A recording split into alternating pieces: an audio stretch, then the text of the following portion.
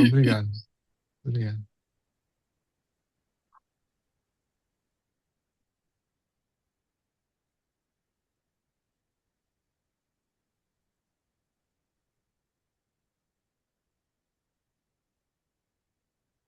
Chegou o material para você, Luana? Chegou, Ah, tá. sim, Tá bom. chegou. Eu vou compartilhar depois com eles também no grupo. Tá É, o bom. Paul compartilhou aqui comigo um material bem legal pra gente, viu, pessoal? Tem um PDF, tem uma apresentação de slides, tem um vídeo também. Aí eu vou compartilhar com vocês depois.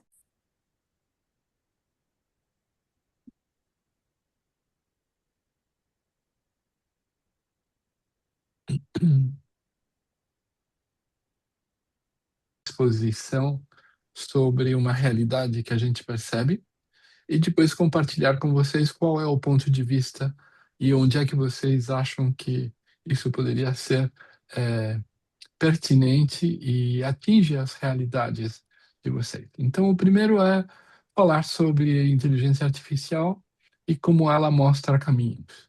A segunda é introduzir o conceito de dialética e como isso se conecta com a consciência. A Carmen já esteve numa exposição, né, numa aula, onde a gente falou, bom, e a Luna também, né? Você esteve lá também. A gente já falou da dialética e como isso pode alterar a forma de abranger as diferentes áreas da nossa vida e do nosso pensamento. E, finalmente, a integração, como se transforma isso de ter inteligência artificial com a dialética, junto com o que é liderança e também negócios. Esse é o objetivo.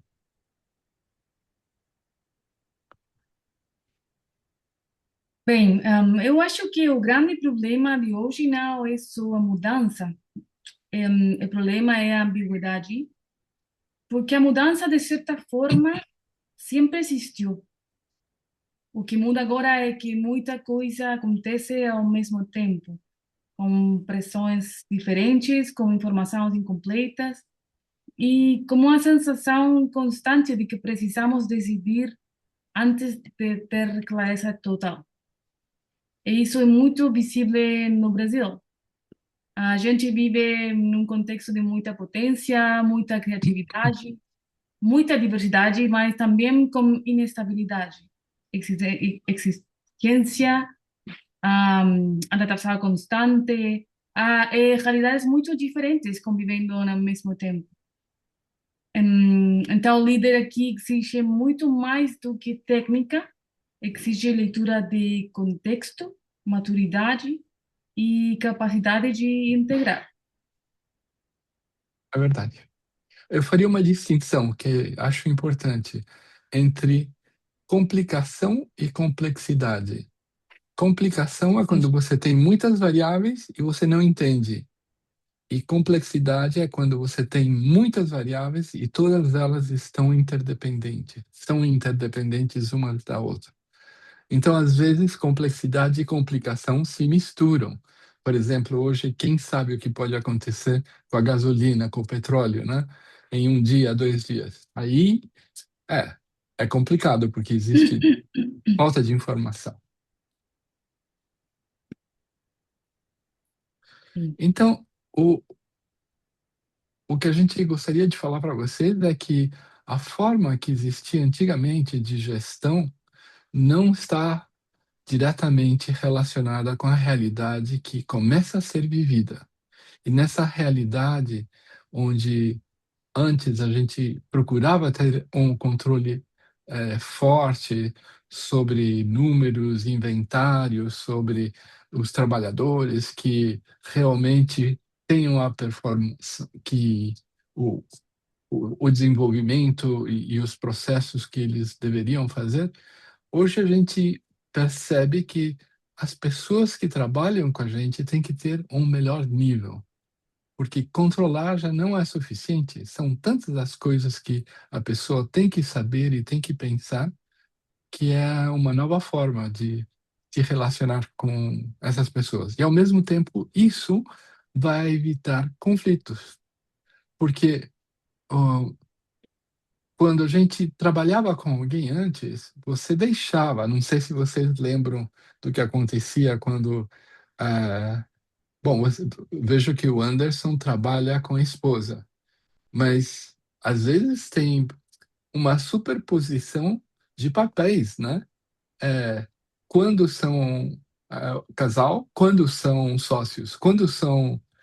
Sim, E pode ter uma coisa que a gente diz, mas é complicado, porque você evita conflitos, mas os conflitos, por outro lado, trazem uma coisa positiva. Então, no modelo antigo, você vai chutando, vai levando e não vai resolvendo os conflitos, mas os conflitos vão crescendo.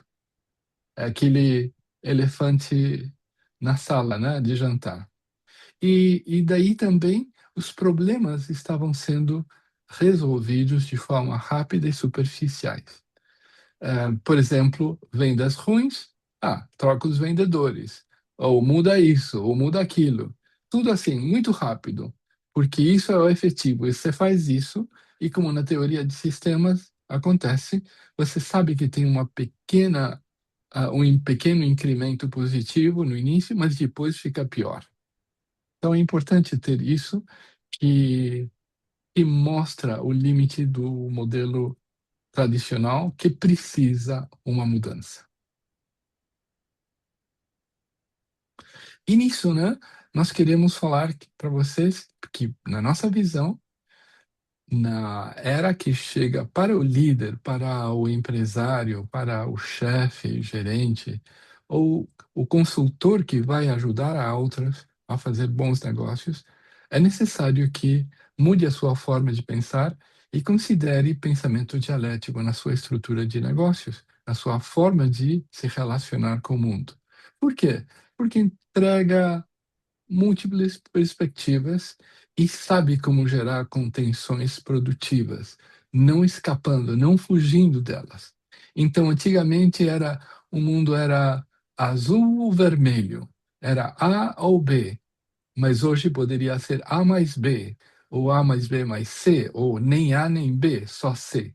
Então, o fato é que as realidades são tão diferentes que quando você quer estudar o que aconteceu no passado, não necessariamente esse passado é projetável. E daí é onde a gente se basa no futuro, de que o que existiu não necessariamente é o que vai existir. E que a tua cabeça tem que ser tão flexível a ponto de perceber novas oportunidades onde ninguém vê.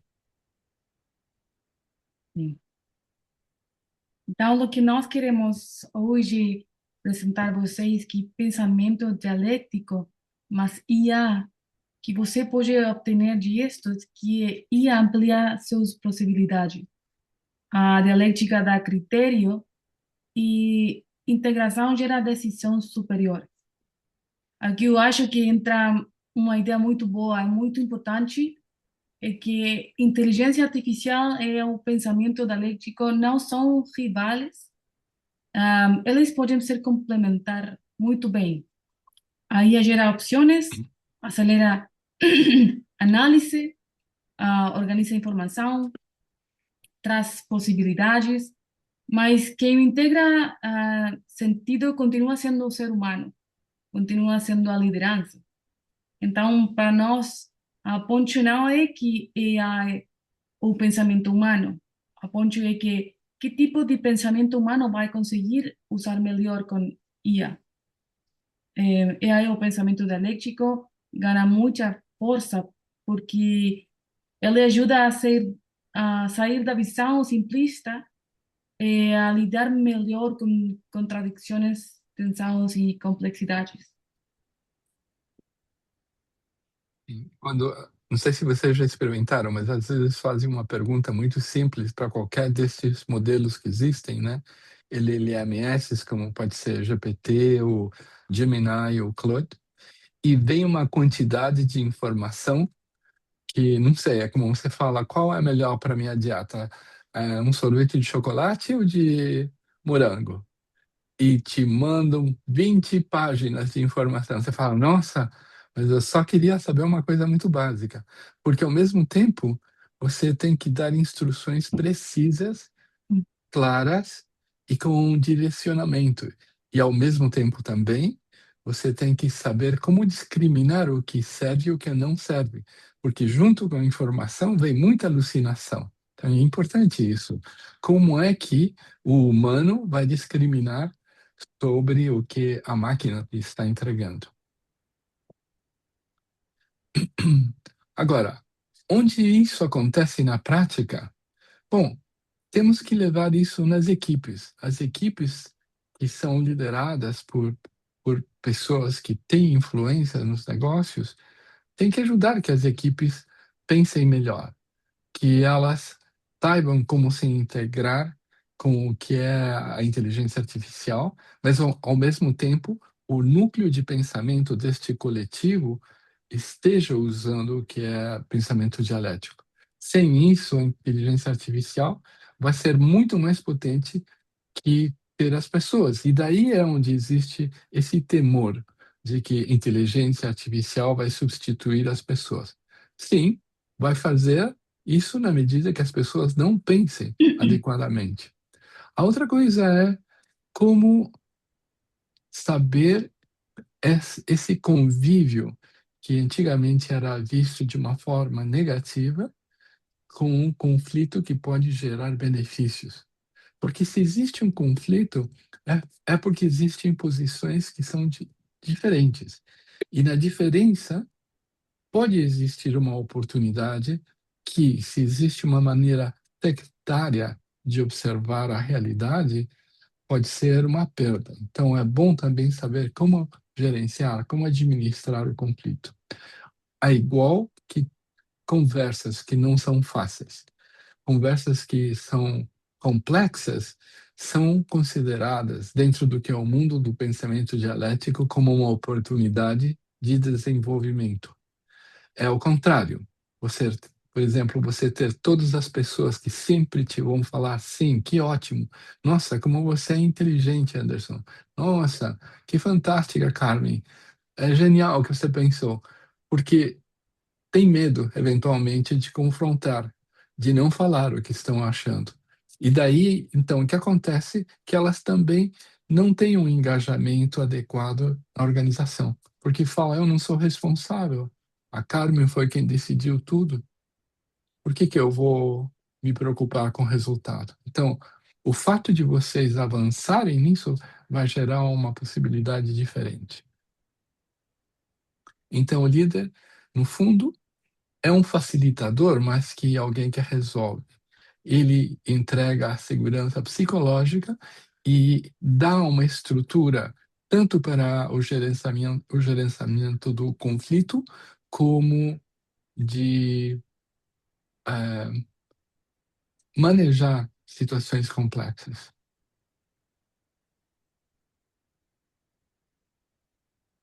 A pergunta-chave: o que estamos deixando de ver? Porque muitas vezes o problema não está só no que estamos analisando, mas que não estamos deixando de considerar.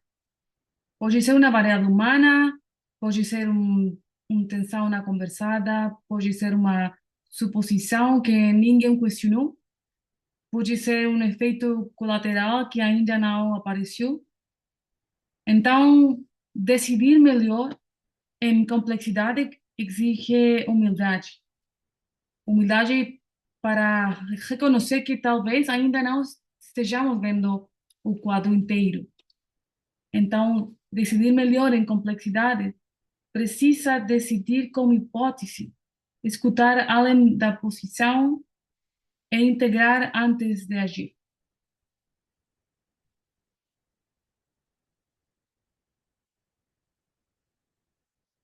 Seu áudio.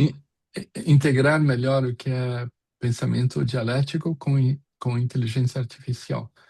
Porque dentro disso, acreditamos que muitas das coisas que a gente faz tem que trabalhar naquilo que a gente falava na outra live que tivemos, né? Nessa premissa que o processo cognitivo já não só reside em você. Você tem a tua mente consciente, você tem a mente inconsciente, mas parte do processo é externalizado. Você processa fora, faz com que isso entre, você tem uma razão sobre isso, avalia e volta, e uma vez feito isso, existe uma integração.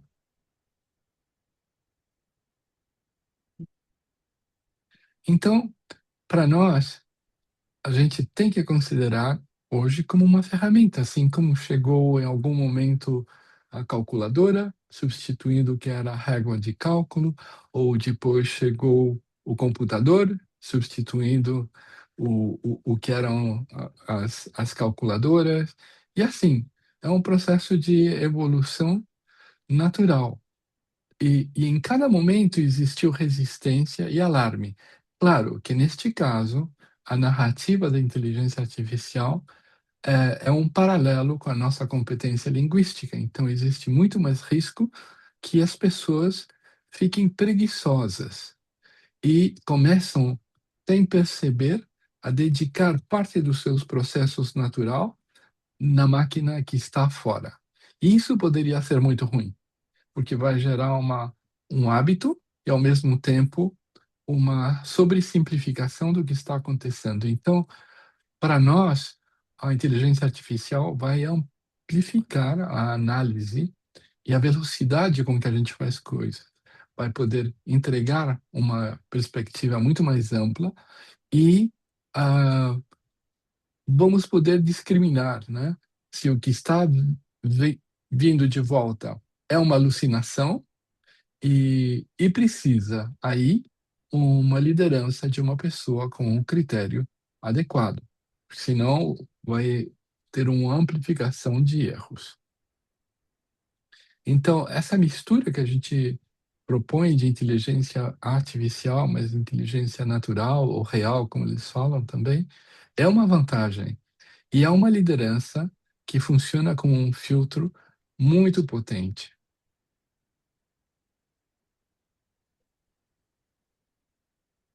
Você tem aqui uma visão da Avenida Paulista com humanos e robôs caminhando juntos. Eu acho lindo trazer esse olhar sobre o Brasil, porque muitas vezes quando falamos de complexidade, falamos só do lado difícil, mas a complexidade também pode ser potência. O Brasil é um país de enorme diversidade, criatividade, improvisação inteligente, capacidade de adaptação e muitas coisas mais. Então, a complexidade brasileira não é só um obstáculo, ela também pode ser uma vantagem competitiva, se sabemos ler isso com maturidade. Quando a diversidade está bem conduzida, amplia repertório, amplia visão e amplia inovação. Ambiguidade incomoda, claro, ela tira insegurança, tira previsibilidade e desafia, mas ela também abre espaço para a inovação, porque nem tudo está totalmente fechado. Quando a realidade ainda está em movimento, existe espaço para criança, reposicionamento, novas respostas, novas formas de fazer. E liderança define o resultado. Não tem a complexidade em si, não define o resultado. O que define muito do resultado é a forma como a liderança essa complexidade responde a ela. Ok? Bom, uma pergunta final. É, vocês estão acostumados a integrar ou a simplificar? Gostam de pôr mais variáveis e com essas variáveis adicionais chegar a uma conclusão mais rica ou querem rapidamente chegar a uma resposta? É uma pergunta para vocês.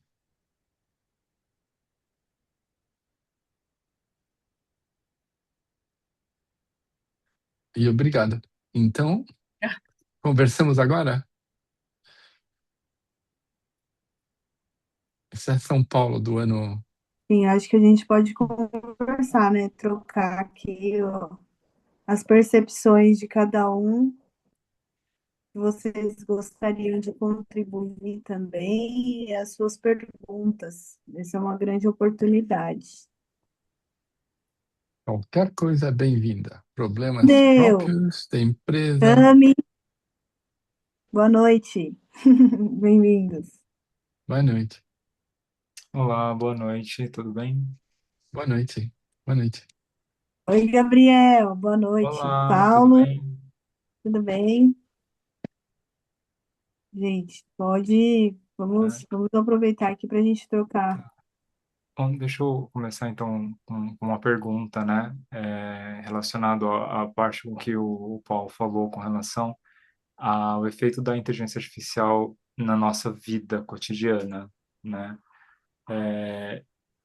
Não existe um risco muito grande dela começar a pensar por nós. Eu não vou conseguir citar qual foi o estudo que eu vi, mas fala-se que com o aumento da inteligência artificial existe uma diminuição da cognição média das pessoas. Então, Hum, como é que isso daí funciona? Se a gente simplesmente abraçar a inteligência artificial dessa forma? sim, sim. Marisol ou eu? Bom, Ok.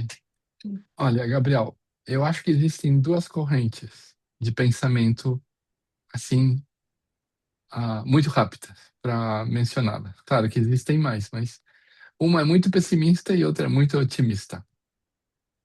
Também acredito que eu estou mais nos otimistas. A pessimista diz que a humanidade vai acabar e que vai ser substituída pela nova espécie digital, porque parte do que nós somos é equacionável, incluindo equacionar emoções, porque no final emoções são uma projeção de estruturas de ação e resposta com significados. Então você poderia também equacionar as emoções. E isso que antigamente estava projetado para o ano 42, pelo Ray Kurzweil, foi adiantado para o ano 29, e eu acredito que está descendo a projeção. Isso se chamava singularidade. Isso significaria que existiriam espécies como humanoides, ou como queira você chamá-los, que poderiam ser iguais a nós, ou muito superiores. Porém, vamos considerar outra possibilidade. Ah, tudo que eles têm feito está considerado dentro do que se tem chamado no mundo do aprendizado como conhecimento a priori. Quer dizer, por exemplo, quando você aprende a ler, ah, você esquece que alguém inventou o alfabeto, que tem uma história, e quando depois te ensinam gramática, eu sofri aí no Brasil com análises gramaticais, eu lembro, do professor Mata. E, claro, você esquece que alguém deu o conceito de verbo, de adjetivo, advérbio, etc, etc. Então, esse conhecimento a priori, multiplicado por bilhões de coisas, é o que as máquinas têm. O que a gente não tem é essa capacidade de armazenamento de toda essa informação. Eu sempre lembro quando eu tive que estudar os afluentes do Rio Amazonas, que eram 10.000. Era uma tortura. É, era impossível saber isso. Claro, mas inteligência artificial vai saber. Então, é certo o que você diz no conceito de se eu faço cognition offload, eu levo o processo, pego esse processo e não avalio, provavelmente vai acontecer o que você diz. Mas justamente o que a gente está projetando é que se você fizer isso, vai ficar para trás, como falam eles. Essa outra tendência. Mas o que a gente propõe é que você tem que pensar com a máquina, por cima da máquina, e pensar melhor. e utilizá-la como você utiliza planilhas, você utiliza ferramentas, mas é você quem utiliza, não é a máquina que te utiliza. Está a teu serviço. Se isso for possível, você vai perceber que existem muitas coisas que as máquinas não sabem fazer. Por exemplo, decisões éticas, sociais, morais. Não tem uma estrutura flexível. São bastante rígidas. Talvez algum dia tenham, mas até lá vai existir todo um caminho de aprendizado. Então, eu acredito que sim, existe o risco, e como você vê, é difícil simplificar uma resposta, porém, também existe uma oportunidade tremenda para aqueles que percebam que é uma oportunidade e comecem a se treinar em pensar. Sim. Porque as pessoas vão no ginásio, vão fazer é, fitness, mas quantos estão treinando sem pensamento todo dia? Quantos? Quem treina pensamentos? São poucos. Existem, claro, mas são poucos no mundo que está lá fora. Não sei se respondi ou enrolei, Gabriel. Não, respondeu um pouquinho, sim. Você falou Um bastante pouco. dessa cultura mais otimista. Eu não Sim. sou exatamente do pessimista, mas eu sou uma coisa meio termo, assim, dos dois. Ok. Né? Eu queria saber qual que era a sua opinião com relação a isso. Muito obrigado. Eu acho que são mais os otimistas, sim. Existem pessoas como o Eric Schmidt, da ex-Google, que é muito pessimista, o, o Noah Harari também é muito pessimista, eles falam do final da civilização e tudo. Não vejo É, isso assim. assim, eu não vou falar que a inteligência artificial tem capacidade para substituir uma pessoa, eu também acho não. Já foram feitos vários estudos deles colocando inteligências artificiais das mais avançadas que tem para tocar um negócio e todos eles falharam miseravelmente. Foi uma coisa terrível. Ser ruim, foi péssimo o experimento, falhou totalmente. É, A minha única visão mais, entre aspas, pessimista com relação ao abraço da IA é justamente essa coisa do você parar de pensar e você simplesmente pegar o que a AI te dá e tomar aquilo como verdade, né? Como é, muitas pessoas estão fazendo aí afora. e isso é um perigo, mas também existe esse perigo em tudo, né? Como você utiliza a ferramenta, não é a ferramenta, é a pessoa, né? É, é certo, Gabriel. Tem mais perguntas? Sim, Si- Tadeu, Sim. Ô, Tadeu. Olá, boa olá, noite. para todos aí. É, Vamos desenvolver esse pensamento, né? Assim, a gente entende da importância de tê-lo, né? Esse metapensamento, essa metacognição, né? Até porque a gente não aprendeu ela, né? Então, na realidade, vai ser um aprendizado. Pensar assim é um aprender, né? Eu que sou da área sistêmica, a gente sabe o desafio que é pensar sistemicamente e muito mais de forma complexa, né, dentro do pensamento complexo. Mas como, né, esse líder vai conseguir ter esse nível de percepção, de cognição, né, de pensamento, para estar sobre a IA, né, o AI, né, Ou ao do lado. inverso, né, debaixo daí, né, vamos dizer assim. Como ele vai conseguir? Bom, primeiro tem que ter as ferramentas para saber o que tem que treinar, porque intuitivamente vai ser difícil que ele chegue a isso. Na medida que saiba, vai ser mais fácil, porque as regras também não são tão complexas, mas é um princípio de exercício permanente. É um exercício permanente. É como deconstruir a realidade para voltar a construí-la. O filósofo francês Jacques Derrida, ele falava muito bem. Quando você olha, por exemplo, um quadro, você vê um quadro e você vê, vamos dizer, uma paisagem. Mas um quadro não é um quadro. Um quadro é uma tela, é um marco, são pincéis, são tinta. Um quadro é uma ideia, é uma impressão, é uma luz. Um quadro é um conceito, é uma abstração. Um quadro pode ser um manifesto político, pode ser um grito de socorro. E eu poderia continuar te falando, porque eu estou estendendo o pensamento e eu estou falando de um quadro. só de um quadro. Mas alguém vai falar, ah, que lindo o quadro. Sim. Essa é a diferença. Sim, que você treina a tua cabeça para ver coisas que estão, mas que poucos veem ou percebem. E aí é onde reside a oportunidade para o mundo do futuro. Não importa a área. Outro dia eu vi no televisor, na televisão, um médico que falava uma coisa que estava aterrorizado. Ele falava, olha, agora os pacientes chegam aqui, no Chile era isso, né? E como a gente pede para fazer exames, eles pegam os resultados dos exames que chegam em PDF, jogam na inteligência artificial, pergunta para a inteligência artificial se os resultados são bons ou ruins, o que tem que tomar e que remédio, e qual a posologia adequada, e aí eles vêm e jogam de bobo com a gente. Então, eu digo tal coisa, eles começam a me rebater, mas o senhor está certo? Tem certeza? Então eles falam, eu tenho certeza. E aí eles pegam o papel e falam, mas aqui diz outra coisa. É. É um desafio, né?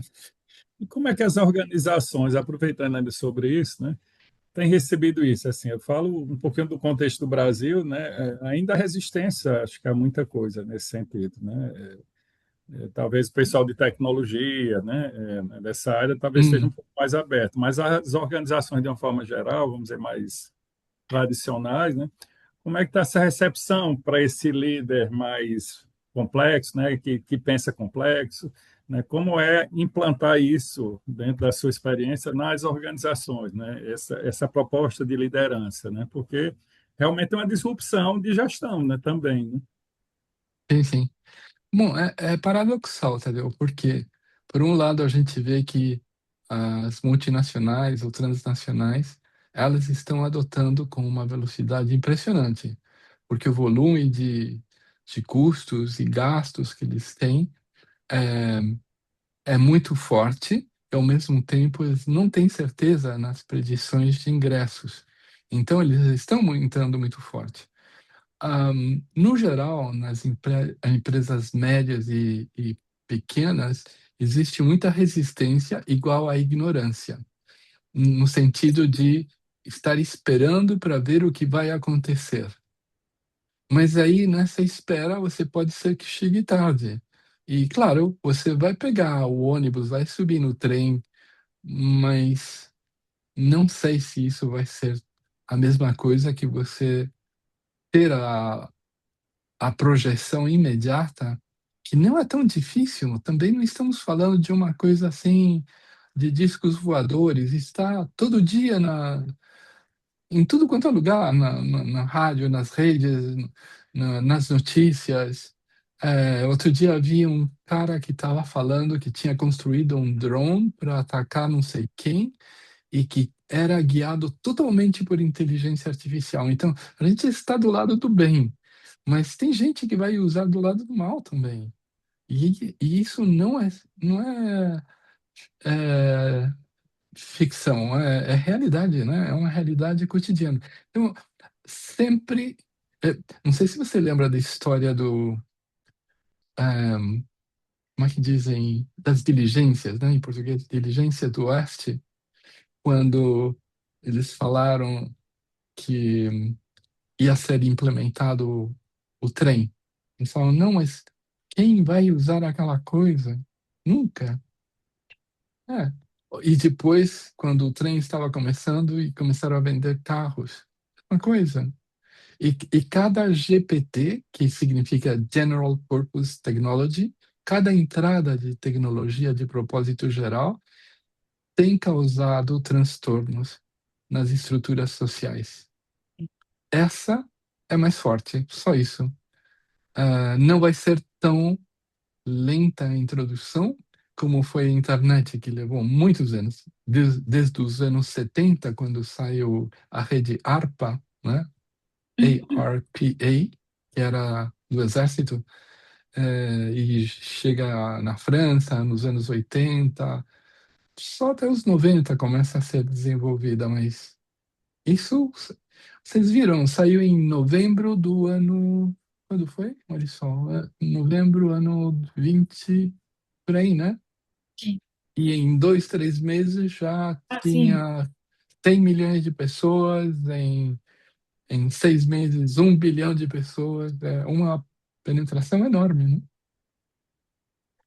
Então, eu acho que vai ser difícil para algumas pessoas, mas ao mesmo tempo a velocidade vai empurrá-los. Sim ou sim. Tá bem? Obrigado. Alguma coisa adicional vocês gostariam de conversar? Carmen, você é do mundo das energias, eu lembro. É, bem isso.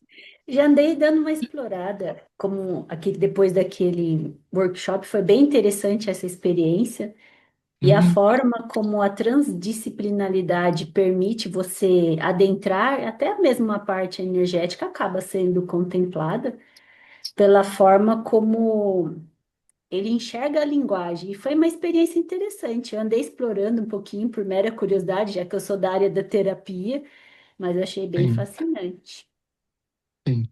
Aí existe um paradigma que, como nós trabalhamos também em terapia, que muitos terapeutas consideram fazer terapia para pessoas, mas não ir em empresas, né? Como que as empresas não fossem pessoas. Mas uma Sim. empresa só tem pessoas. A empresa é uma organização de pessoas.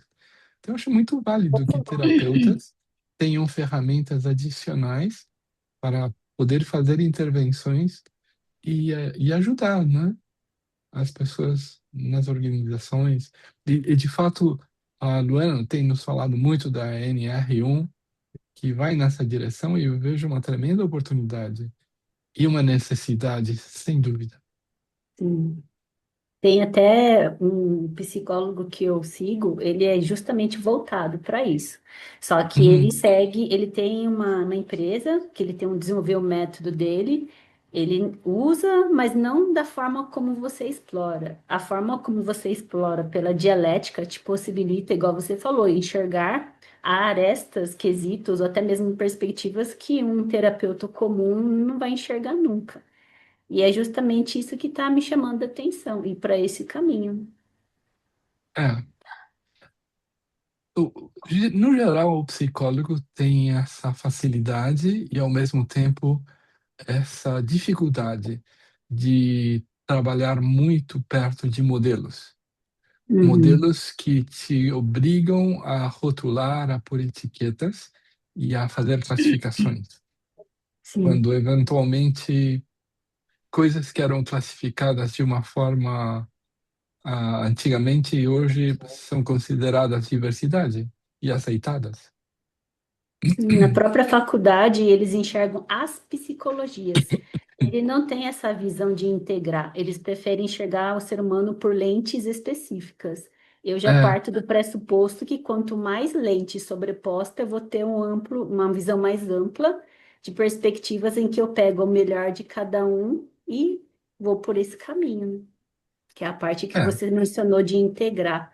Se você, aquela última pergunta que você deixou no ar, faz você pensar sobre isso. Você quer integrar, aprofundar ou você quer simplificar, né? Então é bem é, interessante. é uma decisão, né? E também uma decisão de contexto, porque, por exemplo, se você vai pedir, não sei, café ou chá ou guaraná, você não vai usar pensamento dialético aí, você vai tomar uma Uhum. decisão, porque senão o garçom vai te matar, né? Se você estiver A gente chama do desenvolvendo chatitioner, vai ser um chatitioner. o seu chatice. Exato, É, um chaticídio. é verdade. É. Mais perguntas de vocês? Para Marisol também? Eu tenho uma pergunta para vocês dois. Fiquei escuro aí, enfim. Você poderia dar uma definição para eu, né, que estou vendo isso pela primeira vez, o que seria o pensamento dialético? Entendi. Marisol ou eu? Você vai primeiro, eu vou depois. Isso. O pensamento dialético é uma forma de estruturar a razão que vem desde a época socrática. E a essência que o define é juntar três princípios, o que é tese, antítese e síntese. Mas dentro disso você se encontra com o que é a ausência. E a ausência é própria dessa mistura onde tem a tese, a antítese e a síntese. Isso é pensamento dialético. Tá certo? Um exemplo, me dá um exemplo de qualquer coisa, para te mostrar como é que vai funcionar. Vamos para o contexto empresarial, então? Pode ser? Qualquer contexto. Tudo é dialética. Então, perfeito. Você precisa de uma história, de uma situação ou de um contexto? Ou o que você quiser. Alguma coisa que seja da tua vida, talvez. Tá. Vou pegar de um cliente aqui. Ele é. Imagine o contexto em que a empresa ela é 30% do marido, 70% da esposa, mas o marido trabalha a 110%. Esse é o contexto. Uhum. Sim. Ok. E daí? Esse é o contexto. O que é que eu tenho que perguntar mais? Que mais? Eu não sei o que você quer que eu pense sobre isso. Eu gostaria de entender, nessa situação, tá? Nós temos um pequeno conflito. Ok. Seria o quê? Quem tem menos participação na empresa trabalha mais. Eu estou dizendo que é um Ok. contexto muito comum aqui na minha cidade, tá? Ok. Ok. Como eu poderia usar o pensamento dialético na Ok. orientação ou na resolução? Vou só pensar, tá? É, Não vou dar uma solução. A primeira coisa que eu vejo é que na tua cidade as mulheres dominam. muitas vezes. Isso está claro. Deve ter bons resultados, então. A outra coisa aqui, para que isso exista, é que em algum momento ele esteve de acordo. E ao estar de acordo, talvez não tenha dimensionado a quantidade de trabalho. E talvez a quantidade de trabalho para ele, naquele contexto, também era adequada. Agora, se a situação é imutável, poderíamos dizer que é imutável porque as regras que eles mantêm estão como numa armadilha. Existe uma duplicidade de relação laboral, emocional, e não sabem como sair dela. A pergunta que parece que não está sendo feita é por que ele não fala o que está acontecendo, o que está limitando que ele diga aquilo que está incomodando. Pareceu que ele não está contente com trabalhar 110 e ter 30. Mas se isso não é esclarecido, por que existe uma queixa se ele não tem a disposição ou a oportunidade ou gera essa possibilidade? Por outro lado, se a pessoa tem os 70%, ela tem uma competência intelectual, talvez, ou muita sorte na vida, porque ficou com esses 70, e de alguma forma está confortável. Não vê que exista uma injustiça. Ela não não vê que o marido está trabalhando tanto, ou talvez não esteja, e ele acredita que está trabalhando, mas uma coisa é trabalhar horas e a outra é a eficiência e resultado. E, finalmente, só para fazer mais curto, é, se o sistema se mantém, é porque existe um benefício para todos. Senão, ele desaparece. Ou talvez vá desaparecer. Perfeito. Aí vamos para a segunda parte da história. Nós temos aqui, sim, pelo menos no contexto onde eu atuo, onde as empresas são realmente a maior parte das ações são de mulheres, tá? Só que Uhum. para muitas coisas os homens assumem, de fato. Só que aqui no Nordeste, o amigo Tadeu aqui, que é do Nordeste também, né, Tadeu? Tadeu entende o que eu falo. No caso aqui, Alagoas, nós temos um comportamento masculino, que é o seguinte: o homem não pode passar por baixo, que eu acredito que isso é no Brasil inteiro. Dentro dos ambientes onde eu circulo, que existe essa relação, marido e mulher, existe, eu vou colocar aqui nas últimas 3 semanas, vamos botar assim, 10 empresas, em que existe uma discussão entre ambos, onde, eu estou falando em maioria, tá? Ela disse para Assim, ele fazer, ele disse que faz, mas ela disse que ele podia fazer mais. E aí ele não certo. quer se colocar por baixo, baixar a cabeça, da mesma forma que ela não quer admitir que ele está fazendo mais. Entendeu a confusão, mais ou menos? E aí o que você Parece fala, ao mesmo caso. como? É muito parecido ao caso inicial que você mencionou. É muito Isso, parecido. isso. E o que você Sim, falou tem total sentido. sim. Respondeu. Agora, talvez a pergunta seria como as mulheres chegam a ter sempre mais que os homens. Não fala bem dos homens. Isso eu conto para você no particular. É, existe também um Gostei pouco da de história. tradição. Boa história. É. Mas é engraçado isso de não gosta de estar com a cabeça. Qual a expressão que você falou? Cabeça para baixo? Não, Isso, cabeça. baixar a cabeça. Não gosta de baixar a cabeça. É, porque no fundo isso sempre existe, né? Você sempre está baixando a cabeça. Não sei, chega um soldado com uma espingarda e o que que você faz? E te fala duro, o que que você faz? Você ameaça ou você baixa a cabeça? E tem tantas situações, né? Ah, e aí vem a outra pergunta. O que te impede de ser inteligente e, e de conseguir estrategicamente os objetivos de uma forma que não considere a testosterona? Tem um caso aqui de duas amigas. Uma delas é minha sócia em outro empreendimento, tá? Mas Ela tem ambas. 70%? Não, então, olha só, viu? Olha, são duas amigas, onde a gente teve um projeto juntos. Tá, Nesse empreendimento que foi a agência, tá? Essa eu tenho 90%, ela 10%. Mas porque eu tá, precisei convidá-la, é muito amiga minha.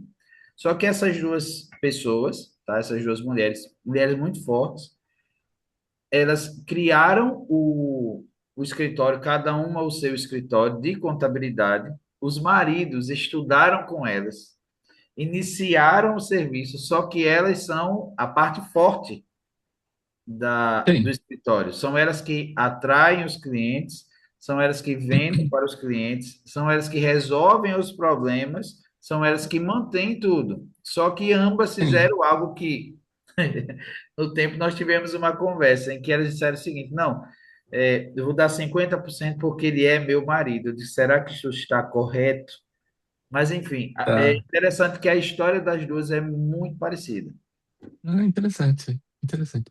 Bom, eu lembro, não sei se vocês lembram de um livro que se chamava Casa Grande Senzala, do Gilberto Freire, um muito bom livro, eu li, não sei quando era, tinha acho que 25 anos, 20 anos quando eu li. E eu lembro que falava muito do que no Brasil existia como o matriarcado, né? Que a mulher era a forte, desde a época da colônia. Então, não vejo tanta diferença. E por outro lado, como o homem se vê diminuído, né, na sua posição, ele tem que ser assim como é, puxa, esqueci a palavra em português. Ah, bravata, diz quando alguém está, how do you say, bragging, mas só em espanhol, You're bragging like you're. bragging. Ah, é quando alguém está falando assim, como vou te bater, vou fazer isso, você não sabe quem eu sou. E justamente pela insegurança. Então, essa agressividade, essa falta de assertividade para negociar, para conseguir diferentes posições, falar bastante mal do nosso gênero, no sentido que o emocional está sendo superior à competência de pensamento, porque poderia conseguir o que quisesse, mas talvez a forma como está sendo dirigida não é a mais adequada, né? Tá certo? Legal. Perfeito. Ok. Bom, viva para as mulheres lá, né? Sim. Bom, aí temos na Metafora um bom exemplo, além do mais, né? Não muito longe. E na Academia Impact, Também. A Marisol também é, né? Sim. A minha Uhum. chefa. Você sabe que. Então, alguma pergunta ou estamos prontos? Algum comentário? Não? Ok. Tá bom. Um prazer para nós, Marisol. Muito Luana? obrigada por esse espaço, pelas perguntas e por essa reflexão tão viva. Um prazer estar com você. Isso. Obrigado. Obrigado a vocês. Obrigado. Obrigado. Obrigado, Fábio, pela Sim. ajuda. Obrigada, Sim. gente. Lembrando assim que a gente está com o curso deles, da Marisol e do Paul, em maio, de 18 a 22 de maio, presencial aqui em São Paulo, e nós também, Tadeu, lembro de você falar, a Uhum. gente também vai fazer o formato online, se você tiver interesse, tá? Transmissão ao vivo, Você não é isso? tinha comentado comigo, Uhum. então tenha o formato online também, para quem tiver interesse de outro estado, país, enfim. Eu sei que a Tami é daqui de São Paulo, né, com o Gabriel, e tem a Débora, eu não lembro. Débora, você é de São Paulo? Aí, né, de São Em Paulo, a São Carmen Paulo. também, enfim. Eu tenho um descontão aqui liberado para vocês. E aí eu passo depois para vocês no individual e o material exclusivo também, porque além desses slides que o Paul e a Marisol compartilharam aqui com a gente, tem outros materiais que eles me enviaram e eu vou enviar para vocês no individual, tá? E aí eu mando também para vocês esse material e passo para vocês esse super desconto aí.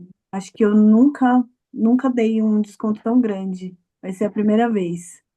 E aí eu entrego para vocês porque eu quero ser aluna do Paul, então vai ser importante ter essa turma aí acontecendo.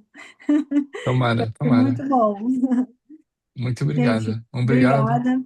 A Débora Obrigado. eu conheci recentemente com a Madalena Junqueira. A Madalena Junqueira, a gente fez uma live, né, Paul?